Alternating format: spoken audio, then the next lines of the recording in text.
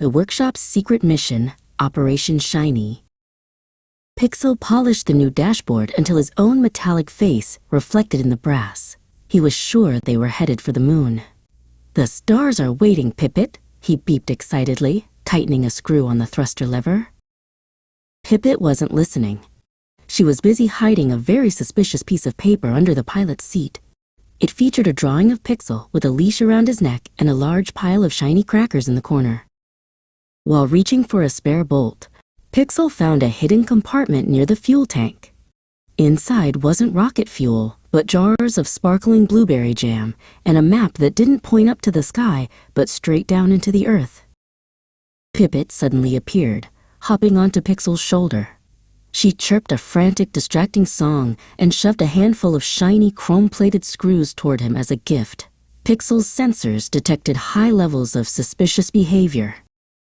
A sharp, rhythmic knocking echoed through the workshop hatch. Pippet's feathers puffed up in excitement.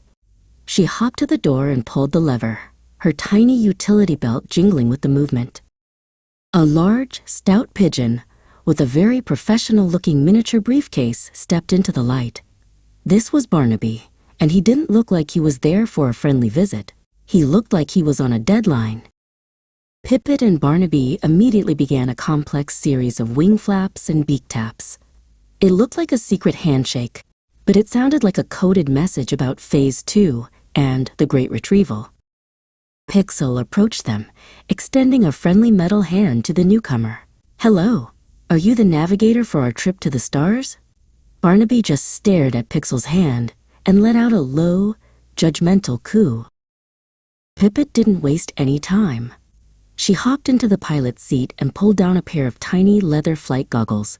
She gave a sharp chirp to Barnaby, who quickly latched his briefcase onto the ship's hull. "Buckle up, Pixel," the dashboard beeped as Pippet slammed the lever forward. But the ship didn't fly. Instead, a giant drill bit emerged from the nose, and the floor began to vanish beneath them. They burst through the ceiling of a massive, hidden cavern deep beneath the city. It wasn't outer space, but it was glowing. The walls were lined with thousands of stolen spoons, foil wrappers, and shiny coins. Barnaby hopped out and handed Pixel a tiny, robot-sized hard hat. "Welcome to the Department of Shiny Retrieval," Pippet chirped. Pixel realized the rocket was just a high-tech getaway car for the world's biggest magpie heist.